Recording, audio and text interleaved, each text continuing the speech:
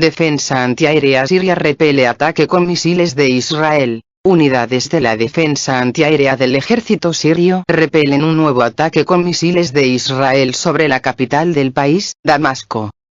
La defensa aérea siria ha respondido este lunes por la mañana a una agresión israelí desde el espacio aéreo del Líbano y ha derribado varios misiles antes de que alcanzaran sus objetivos, reporta la agencia oficial local SANA. Desde el inicio del conflicto en Siria, en 2011, el gobierno israelí ha bombardeado habitualmente objetivos militares, y en muchos casos civiles, en el país levantino. No obstante, la defensa antiaérea siria ha neutralizado gran parte de los ataques. El gobierno de Tel Aviv lanza sistemáticos ataques aéreos contra Siria violando el espacio aéreo del Líbano. Tanto el gobierno de Beirut como el movimiento de resistencia islámica del Líbano, Hezbollah, han rechazado dichas agresiones. El gobierno de Damasco condena en términos enérgicos las razias israelíes y amenaza con responder a la violación de su soberanía. Siria no permanecerá callada ante estas agresiones, alertó en su día el vicecanciller de Siria, Faisal al-Mikdad. Siria repele una agresión israelí e intercepta misiles sobre Damasco. Según SANA, los objetos procedían desde el espacio aéreo del Líbano. Entretanto, Eva Koulouriotis, analista política especializada en Oriente Medio, reporta que, según su fuente local, las fuerzas aéreas de Israel intentaban atacar 3 sitios militares al sur y al este de la capital siria. Asimismo, señala que hubo 2 ataques cerca del área de Al-Sayyidat Ainab, tras los cuales se oyeron explosiones de las municiones que se guardaban en el lugar. Las instalaciones pertenecían a la milicia libanesa Hezbollah y las fuerzas Quds de Irán, afirma Koulouriotis. Al mismo tiempo, indica que otro objeto atacado cerca de la ciudad de Al-Kiswa, al sur de Damasco, lo ocupan los cuerpos de la Guardia Revolucionaria Islámica iraníes. Informe revela plan de Estados Unidos para extender embargo de armas a Irán. Estados Unidos insiste en que es un estado participante del pacto nuclear con Irán a fin de presionar al Consejo de Seguridad de Naciones Unidas para que prorrogue el embargo de armas a Teherán. El secretario estadounidense de Estado, Mike Pompeo, se esfuerza por preparar un argumento legal sobre que Washington técnicamente sigue siendo un estado participante en el acuerdo nuclear con Irán, reveló el diario norteamericano The New York Times en su editorial del domingo. No podemos permitir que la República Islámica de Irán compre armas convencionales en 6 meses. Estamos preparados para ejercer todas nuestras opciones diplomáticas para garantizar que el embargo de armas se mantenga en el Consejo de Seguridad, ha dicho recientemente Pompeo. Con tal ardid, explica el diario, Estados Unidos trata de presionar al Consejo de Seguridad de Naciones Unidas para que extienda o incluso endurezca las sanciones de armas contra la República Islámica, impuestas en los años 2006 y 2007 y que expiran el 18 de octubre de 2020. El embargo de armas del Consejo de Seguridad de Naciones Unidas a Irán se impuso para prohibir la venta y la exportación de armas a la República Islámica. Sin embargo, tras el acuerdo nuclear firmado en 2015 entre Teherán y el Grupo 5+1, entonces integrado por Estados Unidos, el Reino Unido, Francia, Rusia y China, más Alemania, se decidió que tales medidas restrictivas finalizaran en octubre de 2020. Entretanto, el informe estima que Rusia y China, como signatarios del Plan Integral de Acción Conjunta, PIAC, o JCPOA, por sus siglas en inglés, nombre oficial del acuerdo nuclear, del que Washington se salió de forma unilateral, se opondrán a la extensión de tales medidas restrictivas contra Irán. De hecho, los rusos ya les han dicho a los funcionarios estadounidenses y europeos que están ansiosos por reanudar la venta de armas convencionales a Irán, agrega el reporte. Los incesantes esfuerzos del gobierno estadounidense, presidido por Donald Trump, por sancionar o mantener las ilegales sanciones a Irán, tienen lugar aun cuando el secretario general de las Naciones Unidas, Antonio Guterres, ha pedido a Washington que ponga fin a sus embargos anti Irán y es debido a la crisis.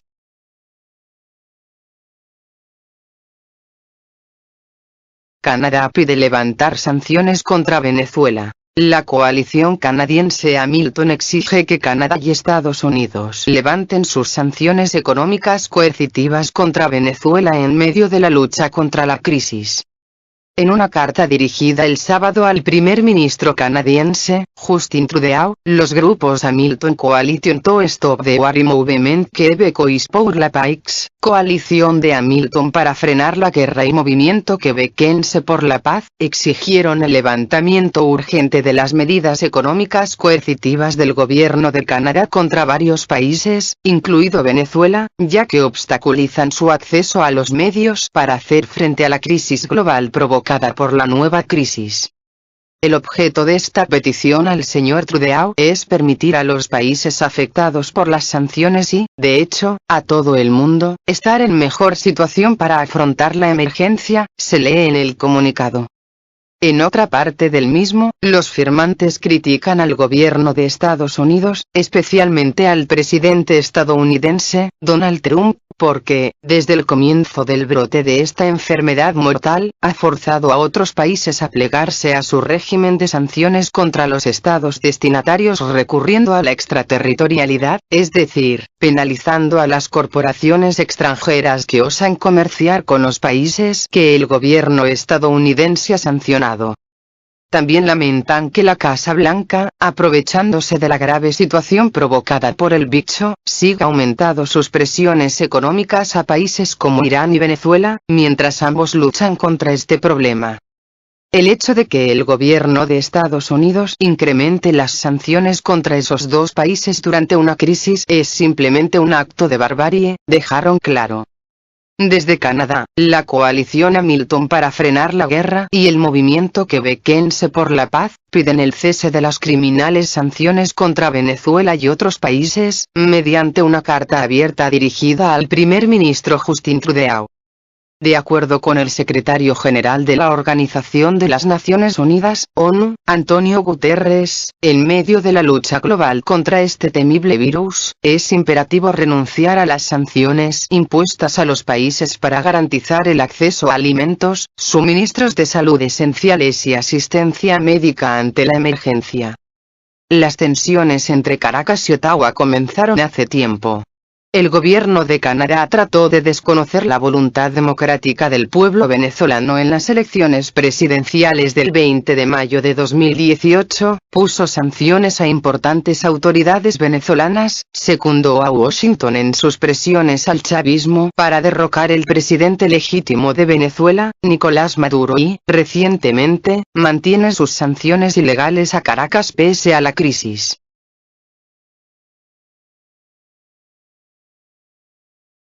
Casa Blanca. Trump y Macron convienen en la necesidad de reformar la OMS. Los mandatarios también expresaron su esperanza de discutir la respuesta de la ONU a la crisis con los miembros permanentes del Consejo de Seguridad. Los presidentes de Estados Unidos y Francia, Donald Trump y Emmanuel Macron, coincidieron este domingo en la necesidad de reorganizar la Organización Mundial de la Salud, OMS, según anunció el subsecretario de prensa de la Casa Blanca, Jude Dere. Hoy, Donald Trump habló con el presidente francés, Emmanuel Macron. El presidente Trump y el presidente Macron discutieron los avances positivos en la lucha contra la actual crisis y el progreso hacia la reapertura de las economías mundiales, notificó Dere a través de su cuenta de Twitter. Los dos líderes expresaron su esperanza de convocar pronto al P5, los 5 miembros permanentes del Consejo de Seguridad de la ONU, Francia, Reino Unido, Rusia, China y Estados Unidos, y discutir la respuesta de la ONU ante la crisis. El presidente Trump y el presidente Macron coincidieron en la necesidad de reformar la Organización Mundial de la Salud. Los dos líderes también discutieron temas críticos regionales y bilaterales, agregó. El 14 de abril, Trump anunció que suspenderá el financiamiento de la OMS y acusó a la organización de una mala gestión grave y de encubrir la propagación del bicho. Este viernes, el secretario de Estado estadounidense, Mike Pompeo, señaló que Washington no se limitará a dejar de financiar a la Organización Mundial de Salud, OMS, sino que quiere cambiar la cúpula del organismo. La petrolera estadounidense Diamond Offshore se declara en quiebra. La empresa denunció que las condiciones en la industria petrolera han empeorado precipitadamente en los últimos meses. Este domingo, la compañía petrolera estadounidense Diamond Offshore, con sede en Houston, Texas, se declaró en bancarrota con deudas de más de $2.600 millones. Ahora solicita ante el Tribunal de Quiebras de Houston para la protección de los acreedores bajo el capítulo 11 de la Ley de Bancarrota de Estados Unidos, publica The Wall Street Journal. La empresa, que cuenta con 15 plataformas de perforación, argumentó que las condiciones en su industria altamente competitiva y cíclica han empeorado precipitadamente en los últimos meses y culpó de la situación al impacto sin precedentes de la guerra de precios del petróleo y la crisis. La empresa aseguró haber tomado varias medidas para apuntalar sus finanzas, incluido el préstamo de $400 millones bajo una línea de crédito renovable en marzo, pero resultó que la bancarrota del capítulo 11 representa la mejor opción para todas las partes interesadas. La agencia de calificación Moody's indicó este 16 de abril que el de los servicios petroleros sería uno de los sectores más afectados por el golpe grave y extenso de la crisis, recoge Financial Times. Existe una alta probabilidad de que la empresa, Diamond Offshore, reestructure sus deudas, ya sea a través de un acuerdo extrajudicial con sus acreedores o mediante el proceso de bancarrota, subrayaron en aquel entonces los analistas de Moody's. El petróleo está pasando por tiempos difíciles debido a la crisis de demanda global causada por la crisis. El coste de los futuros para junio de WTI sufrió una importante caída este 21 de abril, situándose por debajo de $7. Los futuros para mayo de esta marca se desplomaron este 20 de abril un 305%, hasta su mínimo histórico de menos $38.63.